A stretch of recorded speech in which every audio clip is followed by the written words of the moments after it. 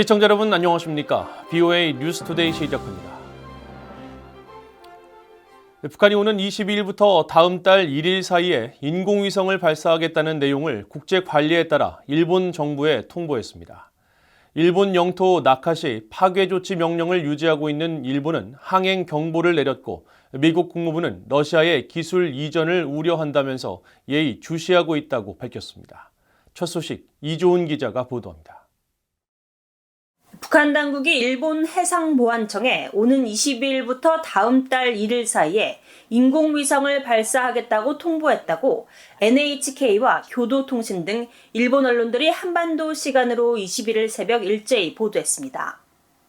일본 해상보안청에 따르면 북한은 이날 이런 내용의 메일을 해상보안청 해양정보부에 보냈으며 낙하물 등이 우려되는 위험구역은 북한 남서쪽의 서해 해상 등 두 곳과 필리핀 동쪽 태평양 해상 한 곳입니다. 일본 해상보안청은 해당 위험구역에 대해 항행경보를 내리고 선박에 주의를 당부했습니다. 유엔사나 국제해사기구 IMO도 이 같은 사실을 확인했습니다. IMO 대변인은 20일 VOA에 관련 질문에 IMO는 북한의 직접 통보를 받지 못했으며 항행경보가 게시되는 세계 항행경보 조정국 웹사이트를 참고해 확인했다고 밝혔습니다. IMO가 공개한 북한의 통보 내용을 보면 북한은 협정 3개시 기준으로 오는 20일부터 다음 달 1일까지 위성용 로켓을 발사하고 실패했던 지난 1, 2차 때와 같은 한국 서해와 남해상, 필리핀 동쪽 해역을 위험 예상 구역으로 설정했습니다. 미국 국무부는 북한에 대한 러시아의 기술 지원은 유엔 안보리 결의 위반이라는 점을 거듭 강조하면서 상황을 예의주시하고 있다고 밝혔습니다. I will say that our concerns about North Korea's ballistic missile program and other military programs are well known. Our concerns about the transfer of technology between Russia and North Korea, whether it's Russia providing North Korea with technology or whether it's North Korea providing arms to Russia, are also well known. 밀러 대변인은 그러면서 불안정을 초래하는 북한의 행동을 감시하고 대응하기 위해 영내 동맹국들과 함께 계속 면밀히 감시하고 적절한 조치를 취할 것이라고 밝혔습니다. 이런 가운데 마이크 로저스 하원 군사위원장은 미한일 3국 국방장관이 미사일 경보 정보 실시간 공유 체계를 연내 가동하기로 합의한 데 대해 환영 입장을 밝혔습니다. 공화당 소속의 로저스 군사위원장은 최근 VOA에 북한의 위협을 방어하기 위한 미한일 간 협력 강화를 환영한다면서 미국은 당면한 공동의 위협을 억제하기 위해 인도태평양 지역 동맹국들과 계속 공조해야 한다고 강조했습니다. 또 공화당의 마이클 맥콜 하원 외교위원장은 지난 9일 적국의 핵심 역량 개발 방지 법안을 발의해 북한을 포함해 중국, 러시아, 이란 등 적국들의 특정 역량 개발 동향에 관한 대통령의 연례 의회 보고를 의무화했습니다. VOA 뉴스 이조은입니다. 러시아로 향하는 북한산 무기 선적 장소로 지목된 북한 라진항에 또다시 초대형 선박이 정박한 모습이 포착됐습니다.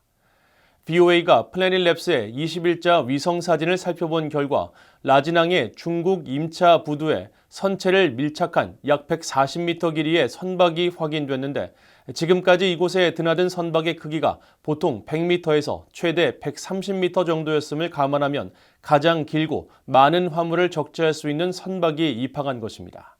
또 선박 바로 앞 부두에도 파란색 컨테이너 더미가 다량 적재된 모습이 확인됐는데 선박 길이보다 최소 50m는 더 긴 약 196m 길이로 쌓여 선적 대기 상태인 모습도 포착됐습니다. 또 지난 7일 이후 선박 입출입 정황이 포착되지 않고 있는 라진항의 북한 전용 부두에서도 140m 길이의 푸른색 컨테이너가 빼곡히 들어찬 모습이 포착돼 화물 적재량의 변화가 계속되고 있는 것으로 확인됐습니다. 최근 유엔 주재 북한 대사가 탈북민들에 대해 인간 쓰레기 등의 막말을 쏟아내면서 이들의 증언이 날조됐다고 주장한 데 대해 한국 정부와 유엔 보고관이 정면으로 반박하며 북한의 주장을 일축했습니다. 탈북민들은 범죄자가 아니라 먼저 온 통일이며 그들의 증언은 일관성이 있다고 강조했습니다. 김영권 기자가 보도합니다.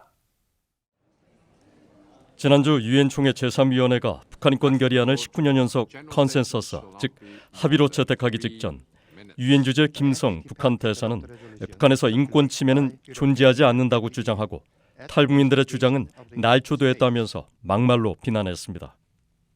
The anti-TPRK draft resolution circulated by European Union every year at the instigation of the United States is fraudulent document consistent with falsehood, fabrication, and plot, as it is drawn up with testimonies fabricated by human scum who committed crimes in their homeland and defect living their families.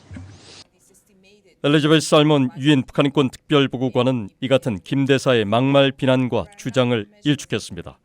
살몬 보고관은 20일 VOA의 논평 요청에 탈북민들은 자신의 이야기가 조선민주주의 인민공화국의 인권 상황 개선에 기여할 수 있길 진심으로 바라기 때문에 자신의 어려운 경험을 용감하게 공유했다고 강조했습니다. 그러면서 자신은 탈북민들의 이야기를 들어왔고 다른 사람들도 많은 탈북민들을 인터뷰했다며 이같이 밝혔습니다. 한국 정부 역시 김성 대사의 주장은 사실과 다르다며 일축했습니다. 한국통일부는 20일 VOA의 논평 요청에 북한 이탈주민 즉 탈북민은 먼저 온 통일이며 통일 선발대로 다가올 통일을 함께 준비할 소중한 존재라고 밝혔습니다.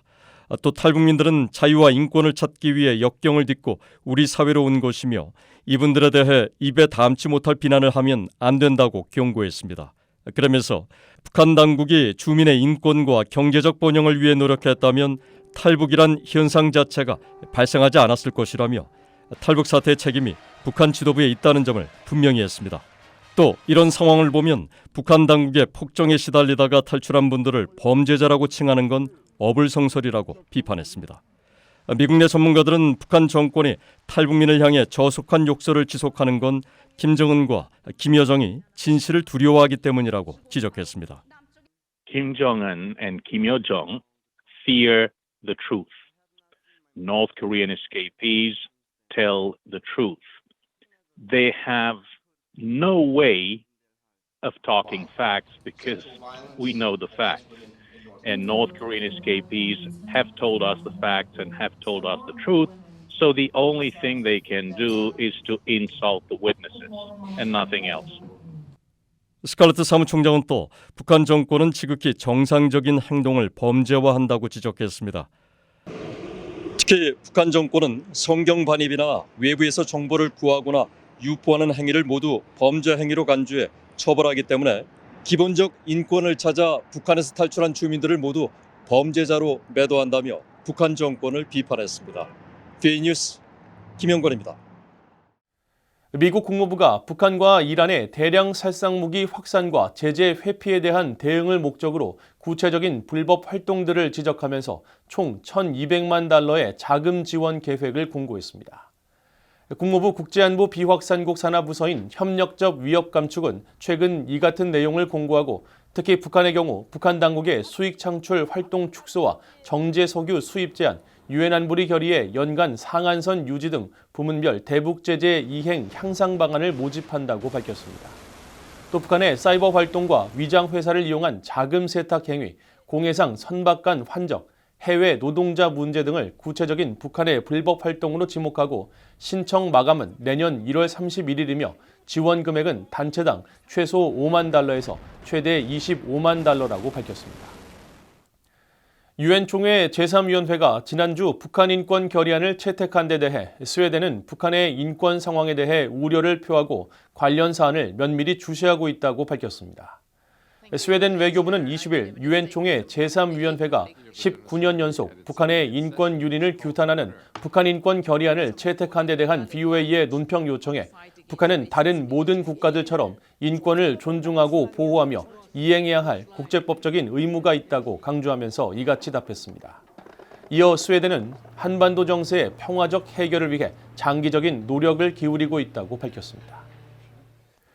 세계 도핑 방지 기구가 항저우 아시안 게임에서 북한 인공기 개양을 사실상 허용한 아시아 올림픽 평의회 OCA에 벌금과 제재를 부과했습니다.